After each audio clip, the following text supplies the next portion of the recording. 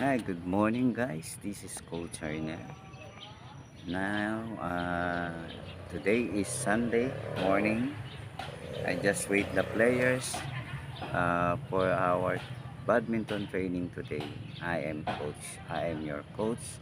My name is Coach Arnel Jimenez Macabulas.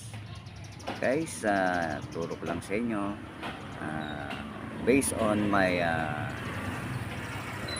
my knowledge and based on my some information gathered and how to know your racket tension. You see the vertical lines and the horizontal lines. Our standard racket tension is 20 when you buy in the store.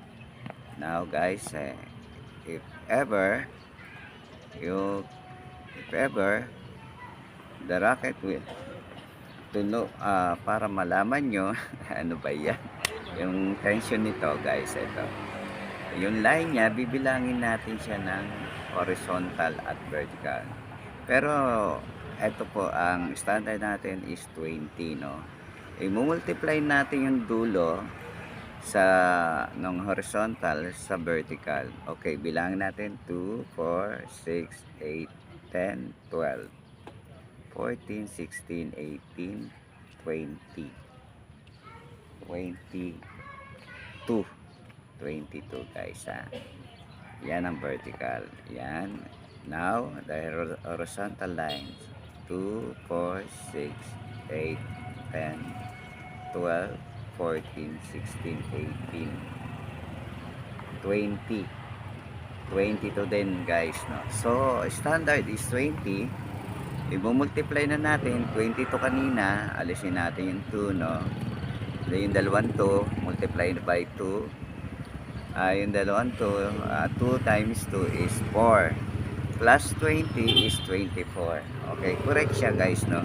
Sa pampayo ko sa inyo guys, pag kayo ay nagpapagado, nagpapa-restring, 4 knots guys. Yung ibig sabihin ng 4 knots is yung buhol niya 1, 2, 3, 4. Ayan, 4 yan guys, 1, 1, 2, 3, 4 dito sa taas. Yan to, yan.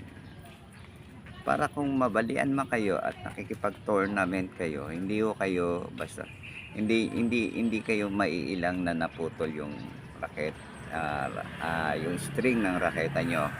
Buhol nyo lang po kung doon sa naputol, mag-end kayo doon, ibuhol nyo lang sa dulo, tapos magagamit nyo pa po siya. Balanse pa po yan.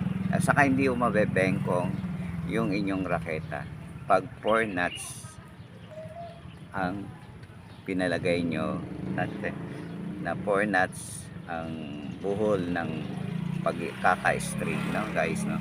Yan po, sana makasilbi ng payo sa inyo at advice. Nawa, lagi kayong mag-exercise. Good morning. God bless you all.